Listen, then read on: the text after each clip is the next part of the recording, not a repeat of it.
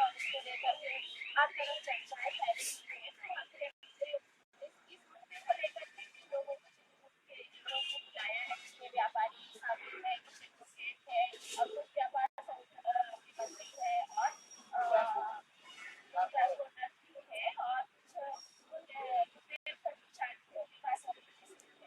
तो मैं थोड़ा पता कराना चाहूँगी एक बार अपने आप में और जीएसटी पे चर्चा करने वाले हैं।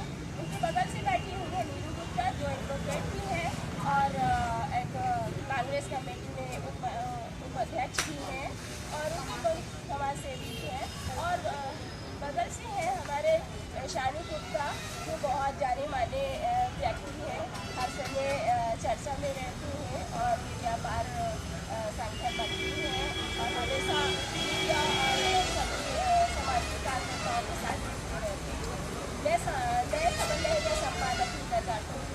और मेरे बगल से बैठे हुए हैं अनिल सुधान और ये जिला पंचायत सदस्य हैं और उसके साथ साथ बुंदेलखंड किसान यूनियन के सदस्य।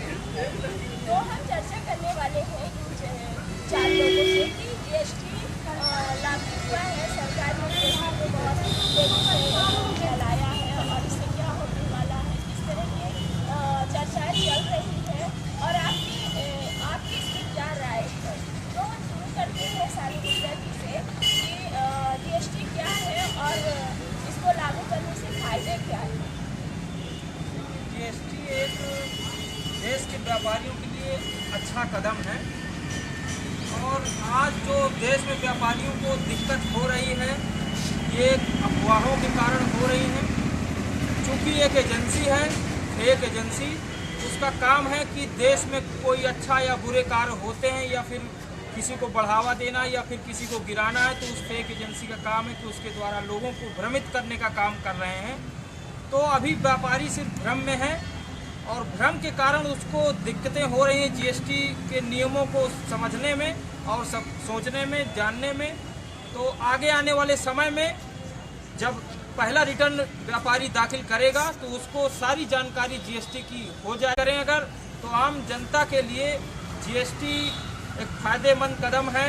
जीएसटी में आम जनता के लिए जो भी सामान है, जैसे स्टील बर्तन का सामान, मेकअप का सामान लेडीज़ों के लिए और तमाम प्रकार के ऐसे आइटम्स हैं जो कि सस्ते हुए हैं। साबुन, तेल, मंजन से लगा करके दैनिक की जो रोज़मर्रा की चीज़ें हैं ये बिल्कुल इसमें, जिसमें पहले टैक्स लगता था 30%, तो जीएसटी लागू होने के बाद अब 18% ही टैक्स लग रहा है। चूँकि 12% की बचत हो रही थी इसलिए सामान सब सस्ते हो रहे हैं। तो ये सब आम जनता के लिए और व्यापारियों के हित के लिए हैं और फायदे के लिए हैं। तो शानू जी का कहना है कि ये सभी के हित के लिए है, जो भी जीएसटी लागू हुआ है इससे सभी को फायदा होने वाला है, लेकिन कुछ कंपनियां हैं जिन्होंने अफवाह फैला रखी है।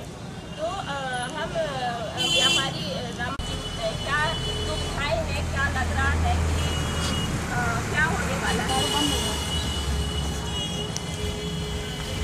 अभी तक जीएसटी के संबंध में जो कुछ भी बोला जाता रहा है या पेपर में ऐड आते रहे हैं, उनसे आम व्यापारी के दिमाग में इसका कॉन्सेप्ट क्लियर नहीं हो पा रहा है। ये बड़ी स्पष्ट बात है कि भाई अब क्या इस युग में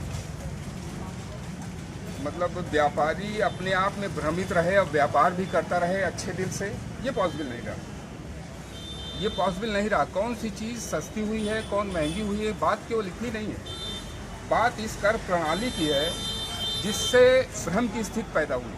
क्यों हुई ऐसी भ्रम की स्थिति? क्यों नहीं कॉन्सेप्ट एकदम क्लियर रखा गया कि आपको माल मिलेगा और माल इस रेट पे मिलेगा, इतना टैक्स लगा है। भाई इतने घुमाओ फिराओ क्यों है? ये चीज़ क्लियर होना मेरी नज़र में बहुत ज़रूरी है। किसी टाइम पे सुनने में आता था कि बहुत पहले जब हमने व्यापार शुरू किया था, मैडम साल में एक बार हम लोग टैक्स देते थे, रिटर्न दाखिल करते थे। अब बीच में दूसरी कर प्रणाली सामने आई, वैट, सैट, हर 3 महीने। में हमको रिटर्न दाखिल करने पड़ते हैं, टैक्स देना होता है। और इस कर प्रणाली में अभी ये एकदम क्लियर नहीं है कि आगे क्या हमें हर महीने रिटर्न देना हो, हर महीने कागजों का बोझ हमारा बढ़ेगा, हमको कर्मचारी रखने पड़ेंगे। ये सब क्लियर और किस स्तर पे व्यापार के लिए ये सब है, ये कॉन्सेप्ट एकदम क्लियर होना चाहिए। छोटा व्यापारी, जहाँ तक छोटे व्यापारी की बात है, जो 10 लाख के अंदर का व्यापार करता है, उसको रजिस्ट्रेशन कराना है या नहीं कराना है? भाई रजिस्ट्रेशन कराना है, ठीक है, नहीं कराना मान लीजिए वो 10 लाख का व्यापार भी नहीं, तो आगे उसको माल कैसे मिलेगा ये उसको क्लियर बताएं। उसको माल, जहाँ भी हम माल लेने जाते हैं बाहर थोक व्यापारियों से, वो हमसे GST नंबर मांगते हैं। अभी कह रहे हैं कि अगर नहीं है, अभी अलॉट नहीं हुआ है, तो आप अपना पैन नंबर दे दीजिए, आप अपना आधार नंबर दे दीजिए। ये व्यवस्था टेम्परेरी कब तक चलेगी? रजिस्ट्रेशन कराना है तो सबको करा दीजिए एकदम एक बार में ही। ये क्या श्रेणियाँ बना दी, 10 लाख, 20 लाख, 50 लाख। मैं कहता हूँ कि कोई भी कॉन्सेप्ट हो एकदम क्लियर हो। बड़े अहम की स्थिति है।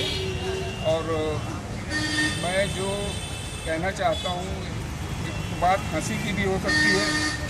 अब लगता है हम लोगों को क्लास देनी पड़ेगी। माननीय वित्त मंत्री जी हम लोगों की क्लास लेंगे।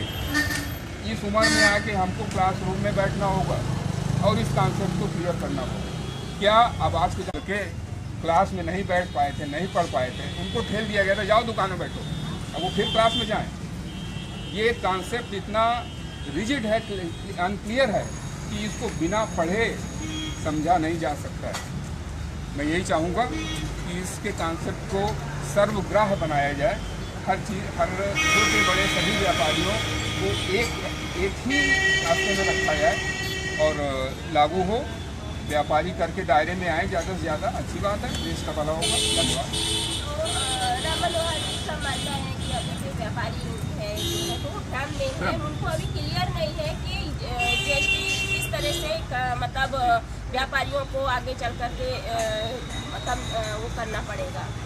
तो अब हम बात करते हैं नीरू जी से कि वो एक महिला हैं और महिला होते हुए वकील भी हैं, तो किस तरह पर उससे फ़ायदा होने वाला है और महिलाओं को इससे किस तरह के फ़ायदे होंगे? सबसे पहले तो मैं इस GST की चर्चा का आयोजन करने के लिए अपने खबर लहरिया की संपादक और संचालक महोदय से का बहुत बहुत धन्यवाद देती हूँ कि उन्होंने करवी जैसी जगह पे चित्रकूट जनपद में इस कार्यक्रम को आयोजन इसलिए किया है कि जनता तक कोई GST से संबंधित जो लोग परेशान हैं तो कुछ हद तक बातें उन तक पहुँचे, उनकी कुछ समस्या का निदान हो सके। तो मैं इसके लिए बहुत बहुत आपको धन्यवाद देती हूँ। और सभी हमारे उपस्थित व्यापार भाई जो मौजूद हैं हमारे और हमारे समाज से भी, तो इनका भी मैं बहुत बहुत समय देने के लिए धन्यवाद ज्ञापित करती हूँ। और हमारी बहनें जो इस कार्यक्रम में सहयोग कर रही हैं उनको बहुत बहुत धन्यवाद। जैसा कि हमारी मैडम का कहना है कि GST क्या है, GST one tax one country one tax का है, तो उसका तो हम स्वागत करते हैं। और जगह जगह पर जैसे टैक्स लगता था, उनका कहना ये है कि व्यापार जो भी व्यापारी हैं और निर्यात आयात निर्यात चालू किया तो उनको जगह जगह पर समस्याओं से जूझना पड़ता था, जगह जगह टैक्स देना पड़ते थे। तो उन सब के लिए उन्होंने एक टैक्स GST लागू कर दिया, तो ये तो ठीक है, GST लग गया। और उनका ये भी मानना है सरकार का कि हमारे जो व्यापारी हैं उनकी समस्याओं को कम करने के लिए GST लागू किया गया है। खास तौर से हमारे जो व्यापारी वर्ग हैं उनकी समस्याओं को देखते हुए, उनकी समस्याओं को कम करते हुए सरकार ने GST चलाया, ठीक है। लेकिन आज जो स्थिति बनी हुई है कि GST से वो घबराए हुए हैं, ये एक हम लोगों के लिए एक कदम उठाया गया सरकार की तरफ से। तो कोई भी नया काम किया जाएगा तो ये तो मेरा अपना क्या सबका मैं मतलब ऐसा मानती हूँ कि हर व्यक्ति परेशान हो जाएगा, लेकिन ख़ास तौर से इसमें व्यापारी को ही समस्या आनी है, क्योंकि व्यापारी ही जनता तक सामान पहुँचाते हैं।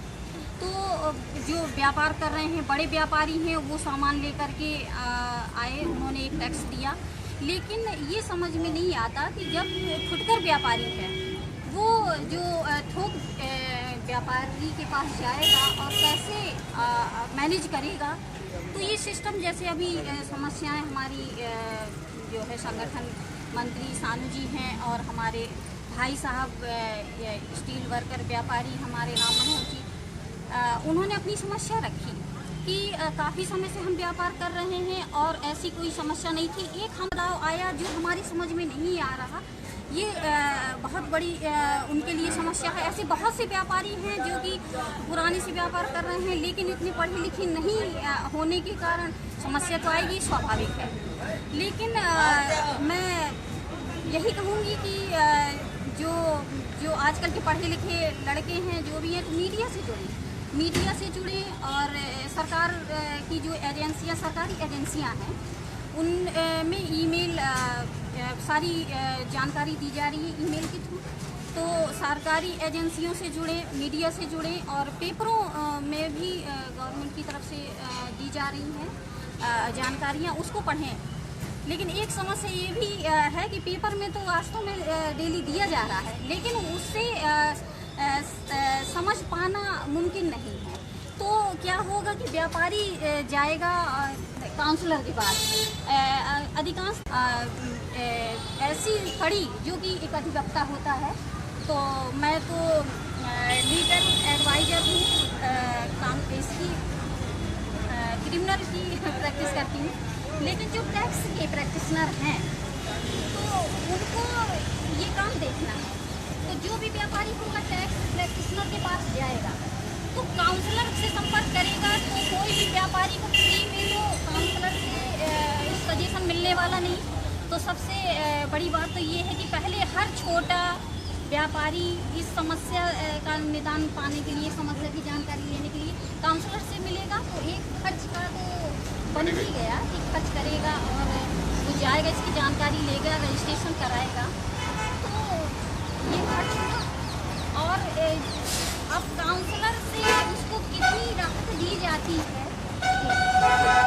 तो ये कुछ सेमिनार जैसा कि हमारे खबर लहरिया के द्वारा स्थापित किया गया है तो ऐसे कुछ सेमिनार सरकारी तंत्र के द्वारा कराए जाएं, जिससे पब्लिक को खासतौर से व्यापारी वर्ग को उसकी जानकारी दी जा सके, ताकि उनकी परेशानी दूर हो, समस्या दूर हो, जो उनकी परेशानी बनी हुई ये दूर हो। और जैसा कि पब्लिक वाली बात है कि इससे लाभ क्या होगा, तो पब्लिक ये तो जनता तो सरकार से ही जुड़ी हुई है, अपेक्षा यही करती है कि जो भी सरकार आए तो पब्लिक को लाभ दे और पब्लिक को राहत दे। तो हमारा तो यही कहना होगा कि सरकार इस ओर मतलब जो भी योजनाएं लागू करे वो योजनाएं पब्लिक तक पहुँचे और उसका मतलब कुछ सिस्टमेटिक ढंग से और आराम से उसका उपयोग कर सके। तो इसके लिए कुछ ऐसे मीडिया में सरल तरीका दें, इसके लिए चाहेंगे कि सरकारी तंत्र भी ज़्यादा से ज़्यादा इसमें आगे आए और माध्यम से जनता तक वो जानकारी पहुंचाएं, ताकि समस्या दूर हो सके। और यही मेरा कहना है। समय को देखते हुए मैं आगे बढ़ रही हूँ और नीरू जी ने जो कहा कि मतलब जो भी सरकार योजना या जैसे GST ऐसे चीज़ों को लागू कर रहा है तो सबको देखते हुए चले। बाकी चलते हैं अनिल जी से बात करते हैं कि अनिल जी को क्या लगता है कि GST सच में है क्या चीज़? GST के बारे में जो चीज़ प्रसारित हो रही है तो सर्वप्रथम तो मुझे तो लगता है जैसे पूरे देश में सामान का व्यवस्था सरकार द्वारा की जा रही है, निश्चित रूप से सही कदम हो सकता है। आने वाले समय इसका पता चलेगा कि ये कितना सही है, कितना प्रभावी है। लेकिन मेरा कहना है कि जैसे कुछ चीज़ें हैं जहाँ पर बार बार आप उसका भार आप व्यापारियों पर डालते हैं और उसका सीधे सीधे कहीं ना कहीं असर आम पब्लिक के ऊपर पड़ता है। व्यापारी ठीक है वो जानकारी करेंगे, तमाम सारे जो नियम फॉलो करेंगे, लेकिन उसका कहीं ना कहीं बोझ आम आदमी किसान को पड़ता है। मैं छोटी चीज़ जो थोड़ा मुझे जानकारी GST के बारे में बताना चाहूँगा। जैसे आप ट्रैक्टर खरीदेंगे तो आपको 12% GST ज़्यादा लगेगा, और अगर आप 4 लाख 5 लाख की गाड़ी खरीद रहे हो तो आपको 5% GST लगेगी। तो कहीं ना कहीं जो आम पब्लिक है उसके ऊपर आप फिर किसी ना किसी रूप में आप प्रेशर मतलब दबाव डालने का काम कर रहे हैं। दूसरी चीज़, जैसे आप हॉस्पिटल में हैं, आपने हॉस्पिटल में दवा और इलाज का खर्च आपने महंगा कर दिया, आम आदमी परेशान है, उसका आपने महंगा कर दिया। उर्वरक है उस पर आपने 5% GST लगा दिया। इस प्रकार की तमाम जो किसानों की चीज़ है, जैसे जो कीटनाशक है उस पर आप 18% GST लगा दिए। तमाम तरह के आपने जो GST में नए संशोधन नियमावली किए हैं वो कहीं ना कहीं किसानों और आम आदमी के लिए आपने और दोहरी मार करने पड़ते हैं। तो कहीं ना कहीं किसानों को इस मुद्दे पर मुझे लगता है छूट मिलनी चाहिए। जैसे आप देखेंगे कि जो बुंदेलखंड का इलाका है, मुझे तो नहीं लगता कि किसान किसी प्रकार की बहुत ज़्यादा इनकम कर पाता हूँ। मैं भी किसान परिवार से हूँ, और मुझे लगता है साल भर में अगर किसान 20 बीघा 25 बीघा काश्तकार भी अपने बच्चों का खर्च चला, इतना जो भी किसानी में खर्च होता है उतना चला ले तो बहुत बड़ी चीज़ है। और वो जो GST आप लगा के उससे ज़्यादा और पैसा वसूलेंगे तो मुझे लगता है किसानों को इस चीज़ से पूरी तरह से छूट मिलनी चाहिए, जो सरकार ने दी है और निश्चित रूप से गलत है। चलिए, हमारे ऑनलाइन सवाल भी आने लगे हैं। लोग आप लोगों को देख रहे हैं कि अच्छे GST को लेकर चर्चाएं चल रही हैं। तो सानू जी से एक सवाल है, लक्ष्मी दिल्ली से है, ये इन्होंने भेजा है। उनका कहना है कि इस भ्रम, जैसे कि राम मनोहर जी ने कहा कि भ्रम बहुत है अभी, तो इस भ्रम को दूर करने के लिए क्या किया जा सकता है? हमारा ये कहना है कि इस भ्रम को दूर करने के लिए हम व्यापारियों से देख रहे हैं कि व्यापारियों को जो जानकारी GST से रिलेटेड मिल रही है, तो एक व्यापारी है खुदरा या रिटेलर या होलसेलर, कोई भी व्यापारी वो अपनी जानकारी खुद न लेकर के वो पूरे GST के नियमों की जानकारी ले रहा है, तो वो कंफ्यूज हो जा रहा है। हम ये चाहते हैं कि जितनी जानकारी उसके लिए हो या उसके ऊपर जो भी नियम लागू होते हों, वो उतनी ही अभी जानकारी लेकर के उन नियमों का पालन करे, और आगे जब उसका कारोबार बढ़े तो ऑटोमेटिक उसको, जब नया कानून लागू हुआ है तो उसकी जानकारी धीरे धीरे ले, ना कि एक बार में पूरी GST की जानकारी अगर हम लेंगे तो हम अवश्य ही उस पर बिल्कुल भयभीत रहेंगे और उस जानकारी का पूरा जो हमारे फ़ायदे की चीज़ें हैं उसको हम भूले रहेंगे और इसका असर गलत जाएगा। राम मनोहर जी से आगे क्या होगा?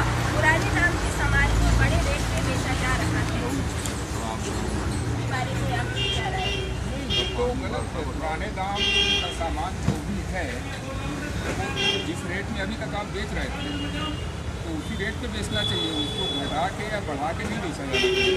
क्योंकि अभी GST के तहत हमने कोई परचेज नहीं की, तो उस हिसाब से उसका टैक्स लगाना या उसके हिसाब से बेचना ये सही नहीं होगा।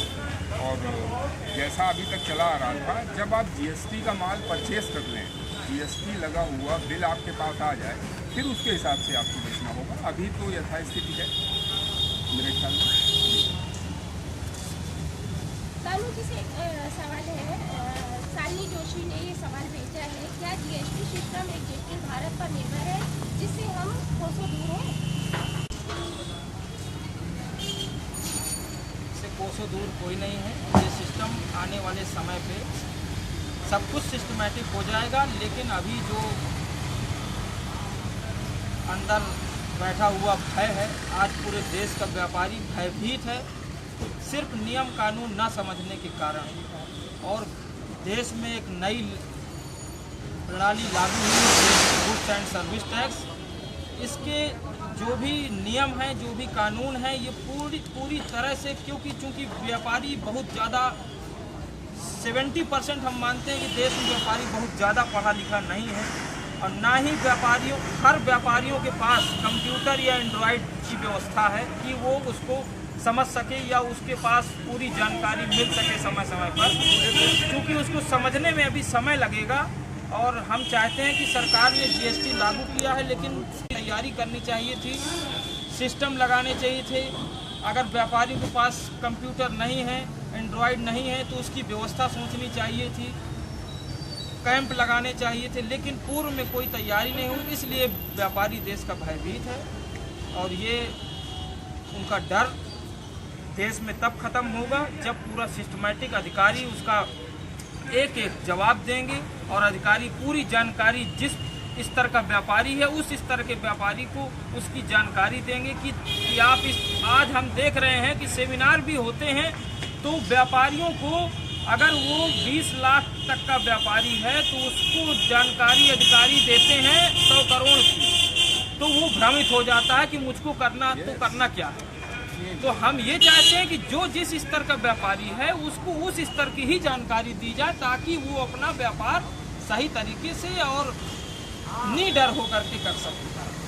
अलग अलग एक सेगमेंट सवाल और आपसे है कि जो महिलाओं के सीनियर फैट है उनको भी महंगा किया गया है, तो क्यों महंगा किया है?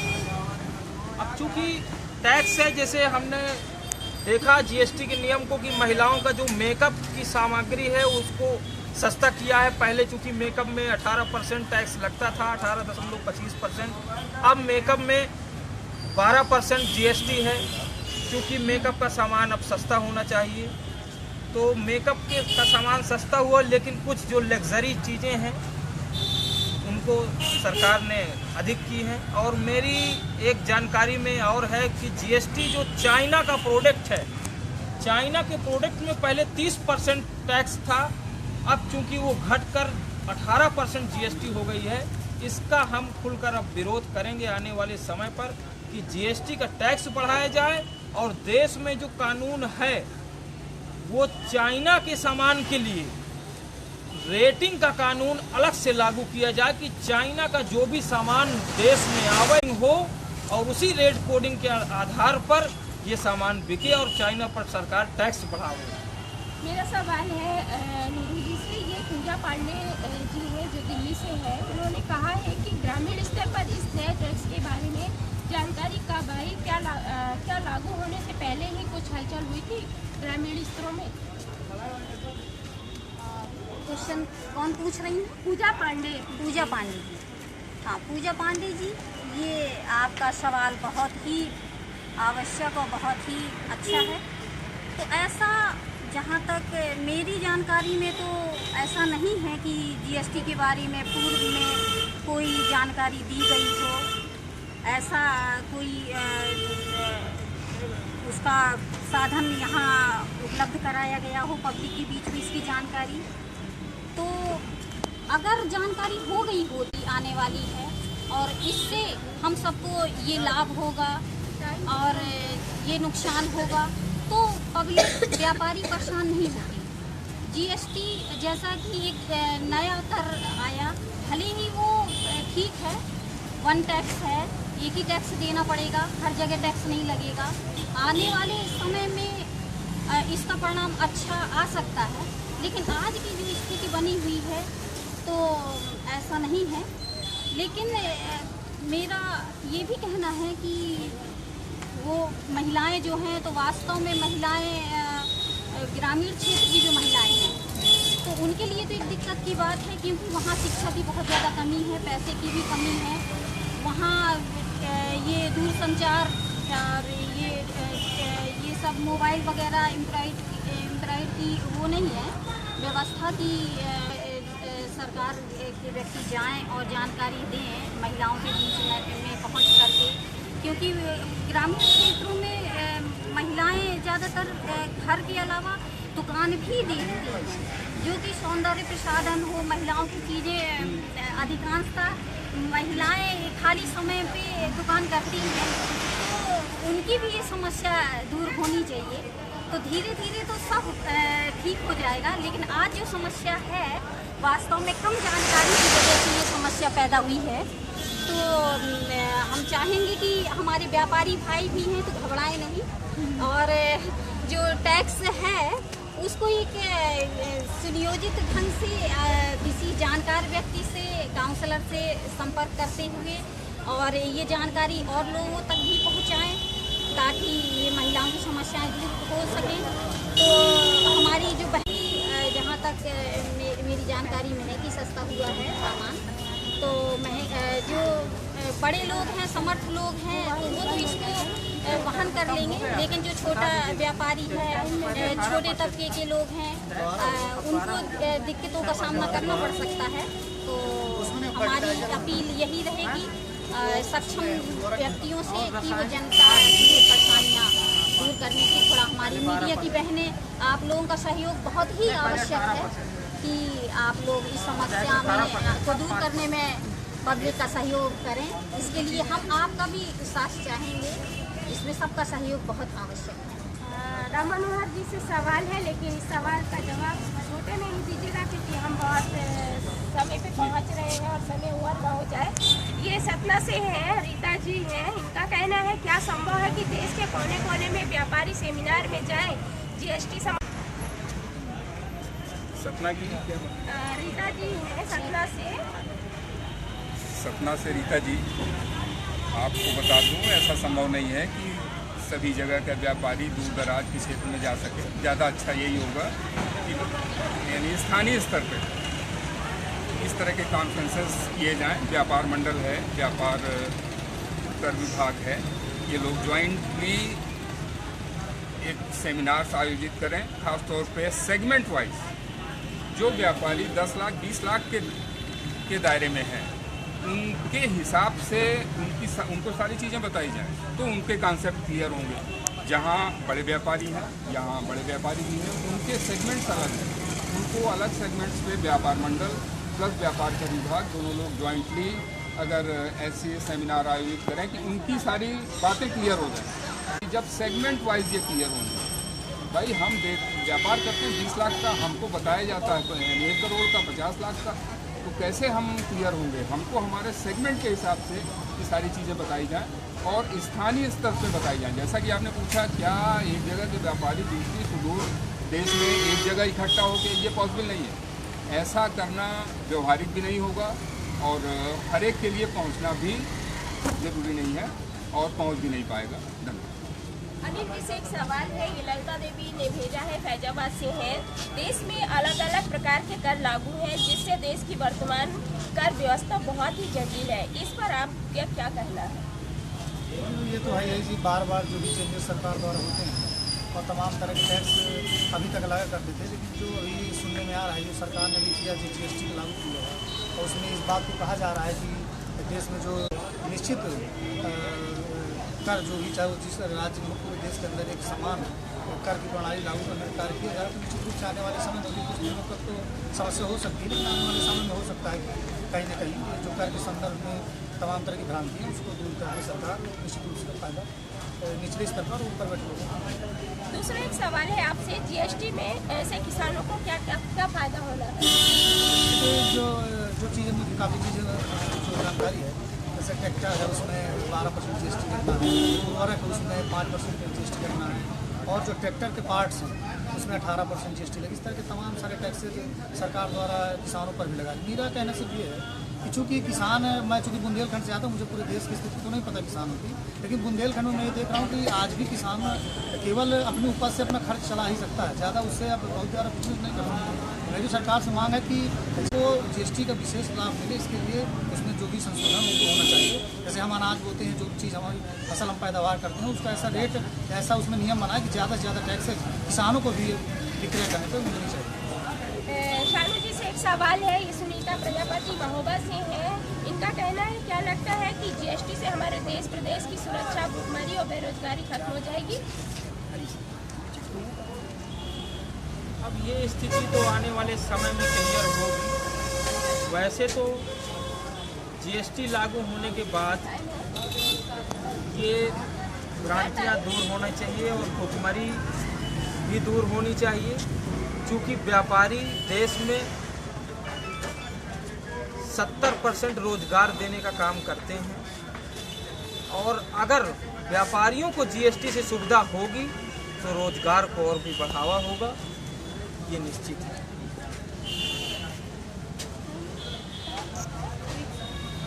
एक सवाल पूजा पांडे जी ने पूछ भेजा है। उनका कहना है, शानू जी से है, क्यों ना प्रधानमंत्री जी या जेटली जी देश को संबोधित करें इसके बारे में, वरना नोटबंदी की तरह एक तरह का पैनिक भावों आतंक बन रहा है।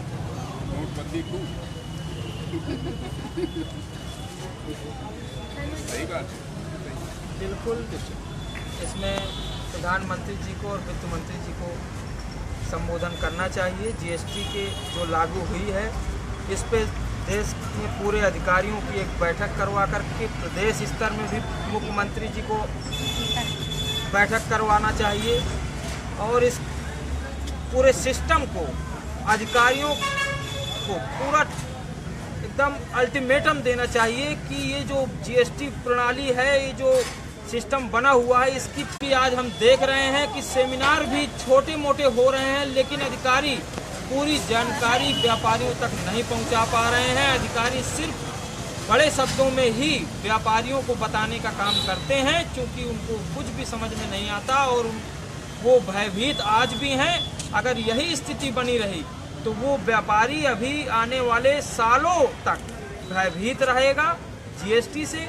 अगर व्यापारियों के अंदर से भय खत्म करना है तो माननीय प्रधानमंत्री जी को, माननीय वित्त मंत्री जी को ये निर्देश जारी करने चाहिए, उनको संबोधन करना चाहिए कि व्यापारियों को सही तरीके से जानकारी अधिकारी दें। जिस स्तर का व्यापारी है उस स्तर की ही जानकारी उसको दें।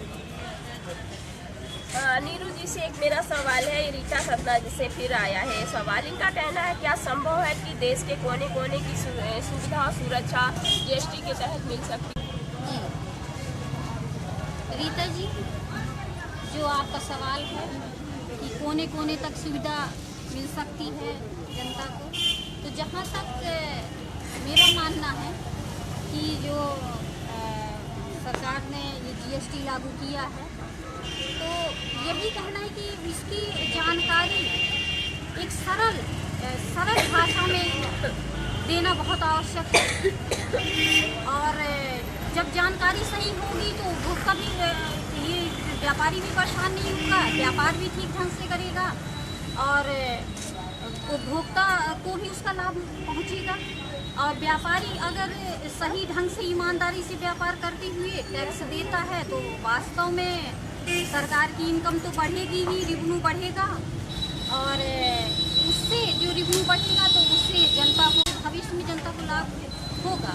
लेकिन आज बहुत आवश्यक है कि इसकी फुल जानकारी दी जाए ताकि व्यापारी भी सही ढंग से व्यापार कर सके और टैक्स समय पर दे सके, अदा कर सके, ताकि सरकार की रेवेन्यू बढ़े और जनता को उसका लाभ हो।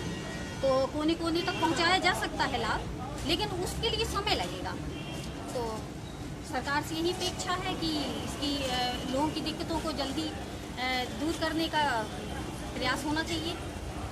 प्रिया, दिल्ली से एक सवाल है। सरकार का कहना है कि टैक्स भी हमारे सिस्टम के भ्रष्टाचार को खत्म करने के लिए लागू किया गया है, जैसे नोटबंदी काले धन के लिए था। इस बात में कितनी सच्चाई है? राम मनोहर जी, आप बताएंगे। बड़ा अच्छा प्रश्न है। सोच का विषय है कि आखिर हासिल क्या हुआ। व्यापारियों का व्यापार खत्म हुआ, खासतौर पे सराफा व्यवसायी हैं या बड़े व्यवसायी हैं, ये लोग सही ढंग से अपना व्यापार नहीं कर पा रहे। इसी तरह इस जीएसटी से ये चोट पहुंचने वाली है छोटे और मध्यम व्यापारी को। भाई कहते ज़रूर है कि बड़ा फ़ायदा होगा, नोटबंदी में भी यही कहा गया था कि देश का बड़ा भला हो जाएगा, लेकिन क्या भला हुआ? क्या आतंकवाद रुक गया? क्या भ्रष्टाचार खत्म हो गया? मुझको तो नहीं लगता ऐसा कुछ ज़मीनी स्तर पे हुआ। और रही बात जीएसटी की, अभी तो जीएसटी को समझने के ही लाले पड़े हुए हैं कि जीएसटी हमारी समझ में नहीं आ रहा। ना तो ऐसा कुछ बताया जा रहा है, ना कुछ ऐसा समझाया जा रहा है। व्यक्ति हैं जो जीएसटी को सही समझ पाए हैं। एक है माननीय वित्त मंत्री अरुण जेटली जी और दूसरे माननीय अमिताभ बच्चन जी, जो इसका प्रचार करते हैं। इसके अलावा किसी भले छोटे व्यापारी से आप पूछ लीजिए जीएसटी क्या है, वो लाला जो गद्दी पे बैठा है वो उठ के आपसे लड़ने को तैयार हो जाए। स्थिति ये है। और इसके अलावा मैं यही कहना चाहूँगा कि रिज़ल्ट तो इसके इम्प्लीमेशन पे छोड़िए, अभी तो ये ट्रायल है। अभी तो 7 महीने तक आधार के बेसिस पे हम माल ला रहे हैं। जिस समय जीएसटी लागू होगा, जीएसटी का नंबर मिलेगा, इसका ट्रायल होने में ही 6 महीने लग जाएंगे। देश का भला तो इसके बाद सोचिएगा। और बहुत उम्मीद पाले रखने में दुख मिलता है। महात्मा गौतम बुद्ध ने कहा है कि आप इस संसार में दुख का कारण ही बहुत सारी उम्मीदें पाल लेंगे। अपेक्षा करना है, अपेक्षा रहिए। धन्यवाद। शानू जी से एक सवाल है। शानू जी से पहले टेलीफोनिक पर बातचीत की थी। ये लुभाना नाम में हुआ छतरपुर से है। इनका कहना है क्या मेकअप का सस्ता सामान होना ही महिलाओं की सुरक्षा की बात है? क्या हमारे लिए कुछ सुरक्षा की बात नहीं हो सकती? बिल्कुल हो सकती है।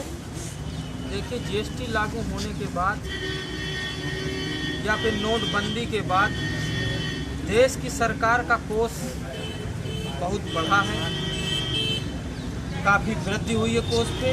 अब सरकार को सुरक्षा और व्यवस्था पर उस कोष से पैसा खर्च करना चाहिए और महिलाओं की, खासकर महिलाओं की सुरक्षा के लिए उस कोष से पैसा खर्च करके कदम उठाना चाहिए सरकार को। और जीएसटी और नोट 40% की वृद्धि हुई है सरकार के, भारत सरकार के कोष में। अब ये आम जनता और देश का व्यापारी और सारे सम्मानित नागरिक अब सिर्फ ये देख रहे हैं कि सरकार अब इस कोष का क्या करती है। हमारी तो सोच है और जो हमारी अंदर बैठी हुई है बातें, वो बिल्कुल आपका बहुत अच्छा प्रश्न रहा कि महिलाओं की सुरक्षा, देश में महिलाओं की सुरक्षा बहुत कमज़ोर है। इस पे बिल्कुल सरकार को गौर करना चाहिए और ज़्यादा से ज़्यादा धन सरकार महिलाओं की सुरक्षा के लिए सरकार को खर्च करना चाहिए। तो अनिल जी, आपको क्या लगता है इस मामले में कि सरकार ने जो जीएसटी लागू की है, इससे किस किस तरह की सुविधाएं महिलाओं को मिल सकती हैं? मिलेंगी या नहीं भी मिलेंगी? जीएसटी तो मुझे लगता है कि एक कर प्रणाली है, तो उससे ज़्यादा बहुत ज़्यादा उम्मीद करना मुझे तो नहीं लगता कोई चीज़ है। लेकिन जैसे आप जिसमें जो वस्तुएँ महिलाओं के साथ सच्चा यूज की जाती है वो सस्ता किया जाए सरकार द्वारा। उसके साथ साथ जैसे अभी एक प्रश्न आया अभी पहले की सुरक्षा की, तो मुझे लगता है सरकार को इस बारे में गंभीरता के साथ विचार करना चाहिए और सरकार के साथ साथ हम लोगों का भी नैतिक कर्तव्य है, हम लोगों को भी अपने माताओं, बहनों और बेटियों की सुरक्षा के लिए सोचना चाहिए। क्योंकि सरकार एक निश्चित मापदंड को तैयार कर सकती है, लेकिन जो सोच है उसका जन्म हम लोगों के अंदर से होता है, तो उसको सोच को हम लोगों को बदलना चाहिए। और जीएसटी से ही पूरे फायदे आप नहीं गिना सकते कि जीएसटी आ गया तो हर एक साल बहुत सारी चेंजेज आ जाएंगे, जो खुशहाली नहीं थी खुशहाली आ जाएगी, या जो आदमी परेशान था, आम आदमी परेशान था तो फिर से प्रसन्न हो जाएगा। तो जीएसटी को ऐसा वो मुझे तो नहीं लगता कि कोई चिराग होगी उसको आने से पूरा चेंजेस हो जाएगा। लेकिन जो कर प्रणाली उसमें कहीं ना कहीं ये तो ठीक है, जो राज्यों में या जो तमाम जगहों पर अलग टैक्स लगता था वो टैक्स लगेगा, तो निश्चित रूप से सुधार होने की दिशा में एक अच्छा प्रयास इसको कहा जा सकता है। तो नीरू जी, आपको क्या लगता है कि उम्मीद तो यही की जा रही है कि विकास की ओर जाएं और विकास होना चाहिए, लेकिन मात्र जीएसटी से विकास होगा तो ये कह पाना तो सही नहीं है कि जीएसटी से विकास हो जाएगा। अगर सरकार चाहेगी वास्तव में पब्लिक का विकास देना चाहिए पब्लिक को, तो कर सकते हैं। नहीं तो जीएसटी लागू करें या कुछ भी करें, ऐसा कुछ विकास नहीं होने वाला है। क्योंकि अभी तक जैसा कि मैं एडवोकेट हूँ और हम छोटे से तबके से बड़े स्तर तक लोगों से के संपर्क में रहते हैं, तो ग्रामीण क्षेत्र से ज़्यादातर लोग जो परेशान होते हैं अशिक्षा और निर्धनता के कारण परेशान होते हैं। उनकी परेशानी यही आ गया तो इससे उनका विकास नहीं होने वाला है।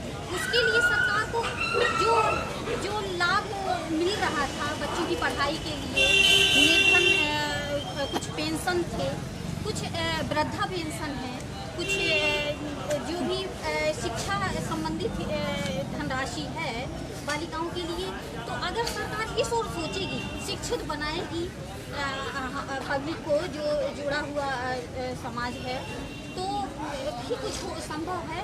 वरना बिना और ये शिक्षित करना और बिना सरकार के सहयोग के सिर्फ जीएसटी से तो विकास संभव नहीं है। विकास के लिए कुछ और कदम उठाना पड़ेंगे सरकार को। ये बहुत आवश्यक है कि इस बारे में विकास के लिए सोचा जाए। पब्लिक आशा लगाए बैठी हुई है, ये हम लोग देखते हैं, पब्लिक से जुड़े हुए हैं, परेशानियाँ पब्लिक की देखते हैं। सबसे मेन जो चीज़ रहती है, बहुत ही आवश्यक राशन कार्ड से संबंधित समस्याएं, जो भी राशन पाते थे लोग, गरीब लोग हैं, उनका कुछ चल जाता था पेट परिवार का, तो वो भी राशन कार्ड की समस्याएं तो इतनी हो गई है कि जो राशन बने हुए थे वो भी निरस्त कर दिए गए हैं। तो जब व्यक्ति पेट भर खाना नहीं पा रहा है तो कैसा विकास होगा? हम लोग चाहते कि विकास हो। अनिल जी कुछ बोलना चाह रहे थे? मेरा इस माध्यम से मेरा एक गुजारिश है, जो सेंट्रल गवर्नमेंट को बैठे हुए आपके चैनल के माध्यम से, चूँकि मैं एक किसान परिवार में पला हूँ, किसान की बात करता हूँ, तो मेरा निवेदन सेंट्रल गवर्नमेंट से कि किसानों के लिए और जो आम आदमी है, जैसे जो विकास की बात हो रही है, तो आप बिना जब तक आप रोजगार नहीं तो उपलब्ध कराएंगे तो आप कहाँ से विकास कर पाएंगे? आम आदमी हैं, आप देखेंगे अभी हर साल कौन सी बुंदेलखंड में पूरे देश में देखेंगे आप आम समस्याएं हो रही किसानों पर, और किसान जब तक अर्निंग नहीं कर पाएगा, और आप देखिएगा आने वाले समय में अगर इसी प्रकार की योजना सरकार ने बनाई, योजना तो सरकार ने बहुत ज़्यादा बनाई, लेकिन उसका लाभ अभी आज तक किसानों को नहीं मिल पाया। जो गरीब था वो भी आज पहले भी गरीब था, आज भी गरीब है, और मुझे लगता है अगर सरकार के सोच रही तो आगे भी गरीब है। मेरा निवेदन है किसानों पर और नौजवानों के ऊपर सरकार को विशेष सोचना है, चूँकि शिक्षा इतनी ज़्यादा महंगी है, शिक्षा और स्वास्थ्य बुनियादी चीज़ें कहा जाता है, शिक्षा और स्वास्थ्य। एक छोटा सा उदाहरण देना चाहूँगा, जैसे सर्व शिक्षा अभियान के तहत गाँव में स्कूलों में आप देखेंगे कि बहुत सारे टीचर्स को तैनाती हुई है, लेकिन शिक्षक इस तरह आप नहीं पाएंगे। और मुझे लगता है कि आप वहाँ, चूँकि आपने ड्यूटी दे दिया है कि अगर मिड डे मील बन रहा है उसमें अगर कीड़ा पड़ गया तो आपकी नौकरी चली जाएगी, लेकिन अगर लड़का 5 साल वहाँ पढ़ा होगा, उसको काका नहीं आते, 1-2 नहीं आते, तो उसकी नौकरी नहीं जाएगी, उसके ऊपर कोई कार्रवाई नहीं। तो निश्चित रूप से शिक्षा पर विशेष ध्यान देने की जरूरत है, और रोजगार के साधन ज़्यादा से ज़्यादा लाने की आवश्यकता है। इसमें मैं ऐसे सरकार से गुजारिश करता हूँ। एक सवाल सवालों के भंडार है, पर हमें समय को देखते हुए चलना है। एक सवाल है धीरेन्द्र गुप्ता झांसी से है, इनका कहना है आधार कार्ड की तरह ही क्या हम भी सब आधार कार्ड की तरह हम सबको ठोक दिया जाएगा? जनता की कोई राय नहीं है इस लोकतंत्र में? बिल्कुल सही है, इसका जवाब सवाल अच्छा है। बिल्कुल सही कहा कि आधार कार्ड की तरह क्या ठोक दिया जाएगा, क्योंकि ये बिल्कुल सही है कि आज देश में कोई भी कानून लागू हो जाता है आम जनमानस के लिए, व्यापारियों के लिए, किसानों के लिए, क्योंकि राय नई सरकार के द्वारा ली जाती। ना GST लागू हुआ तो व्यापारियों की कोई भी राय नहीं ली गई और इसको लागू कर दिया, और लागू करने के बाद ये आज परेशानी झेल रहे हैं पूरे देश के व्यापारी। इसी प्रकार से किसान भी हैं, कोई भी समस्या का उनका हल होना या फिर उनके प्रति कोई भी टैक्स या फिर कोई कानून लगाना है सरकार को, तो उनसे कभी राय नहीं ली जाती, ना आम जनता से कोई राय ली जाती। तो ये बिल्कुल सही सवाल है इनका कि सरकार को अब कोई भी देश में कानून लागू करने से पहले आम जनता या फिर जिस पर कानून लागू कर रही है उससे सलाह लेनी चाहिए, और उस सलाह को गंभीरता से समझना चाहिए और सोचना चाहिए, तब वो उस कानून में संशोधन करके क्या अच्छा है क्या बुरा है, इस पे क्या फैक्ट जाएगा, क्या खामियां हैं, इसको दूर करते हुए सरकार को कोई भी कानून लागू करने चाहिए देश में। तो GST क्या है, जैसे कि चर्चा से निकल कर आया, काफ़ी कुछ लोगों ने अपनी अपनी राय जताई है और जो भी सवाल है सवालों के जवाब भी दिए हैं। बस मैं ये चाहूँगी कि समय हमारा खत्म हो रहा है और हम सब आगे फेसबुक लाइव करते रहते हैं, तो आप सब भी हमारे फेसबुक लाइव पे जुड़िए और अपने कमेंट भी भेजिए, जो भी आपके सवाल हो हमें भेजते रहिए और आगे फेसबुक लाइव देखते रहिए।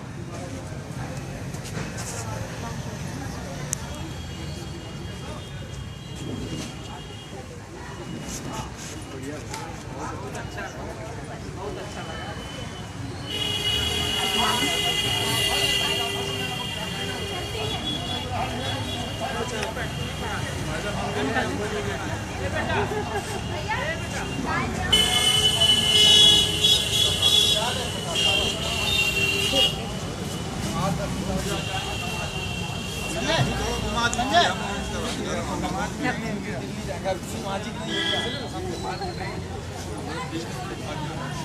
समाप्त कर दूं?